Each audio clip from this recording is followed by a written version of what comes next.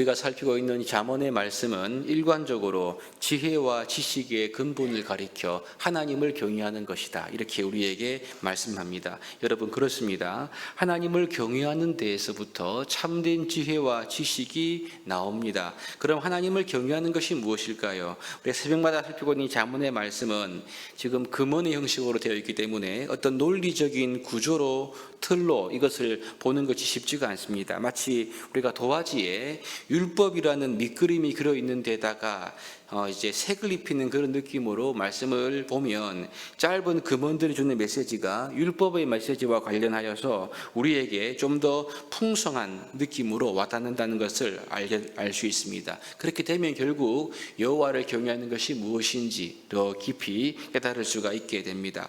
오늘 본문부터는 또한 이제 새로운 단락이 시작되고 있는데요. 오늘 본문에서도 여호와를 경외하는 것이 무엇인지를 우리에게 다시 한 번 더 분명히 강조하고 있습니다. 여러분, 그렇다면 이 여호와를 경외하는 것이 무엇일까요? 첫 번째로 보시면 여호와를 경외하는 것은 하나님의 말씀을 통해 하나님을 신뢰하는 것이 여호와를 경외하는 것입니다. 하나님을 믿는 것, 나아가 하나님을 신뢰하는 것은 오직 하나님의 말씀을 들음을 통해서만 가능한 것입니다. 사도 바울은 우리에게 믿음은 들음에서 나며 들음은 그리스도의 말씀으로부터 말미암는다라고 말하고 있지요. 구약의 신명기서에서도 보시면 우리가 잘 아는 쉐마 이스라엘, 이스라엘아 들으라, 이 뜻이지 않습니까? 듣는 것이 굉장히 중요합니다. 하나님의 말씀을 잘 들어야지만 하나님이 어떤 분이신지 우리가 알게 되고요. 하나님을 알게 되면 그분의 선하심과 인자하심 때문에 하나님을 영원토록 신뢰할 수가 있게 됩니다. 하나님을 믿고 이 신뢰하는 것이야말로 여호와를 경외하는 것의 가장 기본적인 베이스가 되는 것입니다. 본문에 보시면 하나님의 말씀을 잘 들어야 한다는 이 율법의 말씀에다가 예쁜 색깔을 칠하고 있는데요. 17절과 18절 말씀입니다. 보십시오. 너는 귀를 기울여 지혜 있는 자의 말씀을 들으며 내 지식에 마음을 둘지어다, 이렇게 말하죠. 이 말은 하나님의 말씀을 듣고 하나님의 지혜와 그 지식에 우리의 마음을 두라는 말이죠. 그렇지 않습니까? 말씀을 듣고 난 다음에 그 말씀에 우리의 마음을 둘 것을 강조하고요. 여기에서 그치는 것이 아니라 18절을 보시면 이것을 내 속에 보존하며 내 입술 위에 함께 있게 함이 아름다우니라. 즉 하나님의 말씀을 우리 속에 보존하라. 여기 잠언에는 지혜자의 말씀이지 않습니까? 지혜자의 말로 대변되는 하나님의 말씀을 우리 속에 보존할 것을 말씀하고, 또한 내 입술 위에 그것을 함께 있게 하도록 말씀하고 있습니다. 결국 잠언은 하나님의 말씀을 듣는 것을 그냥 귀로 듣고 흘려버리는 것이 아니다. 즉 귀로만 듣는 것이 아니라 그 하나님의 말씀을 우리의 마음속에 새기는 것, 더 나아가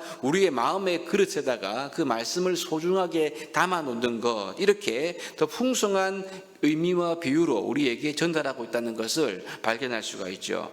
하나님의 말씀을 잘 들어야 하는 이유는 하나님의 말씀을 우리의 마음에 둘 때에, 그리고 우리 안에 보존할 때에만 우리가 하나님을 의지할 수가 있기 때문에 그렇습니다. 19절입니다.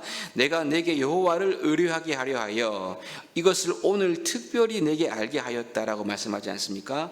하나님을 경외하는 사람이 되려면 하나님의 말씀을 사모하고 시편 기자의 고백같이 주야로 그 말씀을, 주의 말씀을 즐거워하며 묵상하는 자, 이렇게 말하지 않습니까? 결국 하나님의 말씀을 범죄하지 않게 하기 위해서 우리의 마음에 두는 사람이라, 이렇게 분명히 말씀합니다. 여러분, 우리가 매일 새벽기도 시간마다 성경 말씀을 읽고 또 그 말씀을 대한 설교 말씀을 듣고 합니다. 그렇기 때문에 여러분, 우리가 이런 새벽기도 시간을 가지는 자야말로 복 있는 사람이죠. 왜냐하면 말씀을 가까이 하고 말씀을 우리 마음속에 두는 것, 이것이 하나님을 경외하는 인생의 가장 기본이기 때문에 그렇습니다.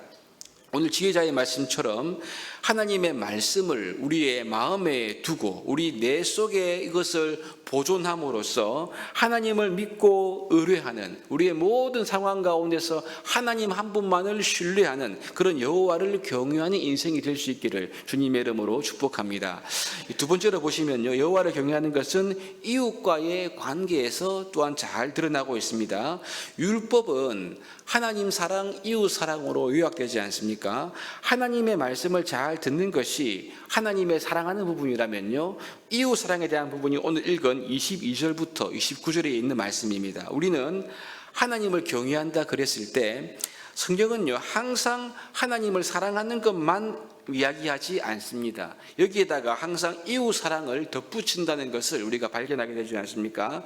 일반적으로 교회 생활 또는 종교 생활을 잘하면 하나님을 경외하는 것으로 착각하기가 쉽습니다. 하지만 여러분, 우리가 하나님 말씀인 성경 이 66권을 꾸준히 계속 읽고 보면요, 하나님을 경외하는 것은 종교적인 영역 안에만 갇혀 있는 것이 아님을 명확히 깨달을 수 있습니다.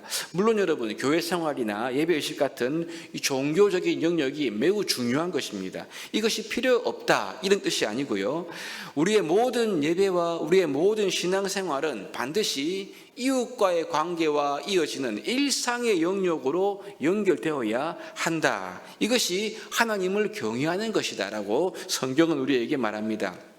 우리가 어제 살핀 대로 부자와 가난한 사람은 늘 함께 있지 않습니까? 하나님이 이렇게 지으셨다라고 말씀하는데, 만일 성도로서 약한 자, 가난한 자를 보살피는 태도가 전혀 없이 교회 생활만 열심히 한다, 그렇게 한다면요, 그것이 과연 하나님을 경외하는 것이라고 말할 수 있는가? 말할 수 없다라는 것입니다. 오히려 위선적이다 이런 평가를 받게 될 것입니다. 그러므로 우리의 일상생활에서 다른 사람과의 관계 속에서 어떤 가치와 태도로 살아가는가, 즉 일상 영역 속에 있는 인간관계는 하나님을 경외하는 것과 매우 밀접하게 연관되어 있음을 우리가 깨닫습니다. 22절을 보십시오.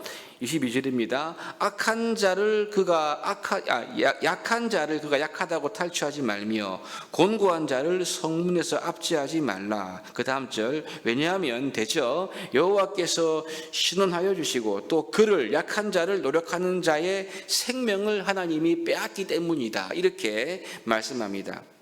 여러분, 우리가 가난한 자를 멸시하는 자, 학대한 자는요, 그를 지으신 하나님을 멸시한다고 말하지 않습니까? 여기 23절 말씀은요, 하나님께서 가난한 사람을 위해서 그들을 압제하는 자를 심판하시겠다, 이런 말씀, 이런 의미가 더해져 있는 것을 보게 됩니다. 여기에 대해서 24, 25절 말씀은요, 노를 품는 자, 울분하는 자와 교제하지 말 것을 말씀하고 있는 거죠. 여러분, 사람에 대해서 노가 있는 사람들, 울분이 있는 사람들은요, 사람에 대해서 사랑하는 관점이 아닙니다. 어떤 이제 정죄나 지적이나 뭔가 그 사람들에게 이제 해를 가하는 그런 부정적인 감정이 가득하기 때문에 그런 거죠. 그러므로 노와 울분은 사랑의 반대 개념인 것입니다. 사랑하는 삶을 살지 못하도록 할 뿐만 아니라 다투게 하고 싸우게 하고 사람과의 관계 속에서 마음을 상하게 하는 그러한 파괴적인 역할을 노와 울분이 하는 거죠. 그러므로 이러한 사람들과 사귀고 교제하지 말 것을 말씀하고 있습니다. 그리고 28절에 보시면요, 28절에 내 선조가 세운 옛 지게석을 옮기지 말라고 말씀합니다. 이 잠언이 기록될 당시는 농경시대인데요, 이 지게석은 삶의 터전의 경계였습니다. 국가마다 국경이 있지 않습니까? 마찬가지로 가정마다 지게석, 즉 경계돌이 있었는데요, 이스라엘 백성들은 이 지게석을 정하시는 분이 하나님이심을 확신했습니다. 그런데 이것을 옮긴다는 것은 이웃의 땅을 몰래 훔친다는 것을 의미하는 것입니다. 여러분, 그래서 지게석을 옮긴다 이것은요, 도둑질하지 말라, 그리고 내 이웃의 집을 탐내지 말라라는 이러한 계명을 어기고 이웃에게 해를 가하는 그러한 행위임을 우리가 깨달을 수가 있는 거죠. 여러분, 그러므로 하나님을 경외하는 것은 이렇게 이웃들에게 해를 입히지 않고 이웃과 다투거나 이웃과의 관계를 파괴하지 않고 특별히 가난하고 약한 이웃들을 귀하게 여기고 사랑하고 섬기는 것을 포함하고 있다는 것을 우리가 오늘 잠언의 말씀을 통해서 다시 한 번 더 발견할 수가 있는 겁니다. 여러분 그렇습니다. 이 하나님 사랑 그리고 이웃 사랑은 율법의 정신이고 더불어 하나인 것입니다. 이것이 바로 우리 주 예수 그리스도의 십자가에서 극명하게 드러나 있지 않습니까? 그렇기 때문에 여러분 십자가에 달리신 예수 그리스도를 믿는 성도들은 어떤 사람들일까요? 그들은 종교적인 영역에서만, 즉 교회에서만 신앙생활하는 자들이 아닙니다. 오늘 잠언은 예수 그리스도의 십자가를 믿는 사람들은 어떤 사람들이냐? 하나님의 말씀을 마음에 담는 사람들이다. 하나님의 말씀을 마음에 보존하는 사람이 십자가를 믿는 사람들이고, 더 나아가 내 이웃을 내 몸처럼 사랑하는 사람들이 바로 성도임을, 십자가를 믿는 성도임을 우리에게 말씀하고 있는 거죠.